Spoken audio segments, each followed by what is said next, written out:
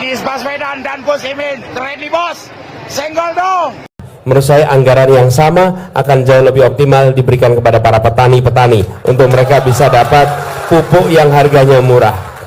pupuk yang terjangkau, irigasi yang diperbaiki, tata niaga yang diperbaiki, sehingga ketahanan pangan itu terjadi karena rakyatnya memiliki kemampuan untuk melakukan produksi pangan, bukan sekedar menugaskan kepada sebuah kementerian dan kemudian korporasi-korporasi yang terlibat di situ.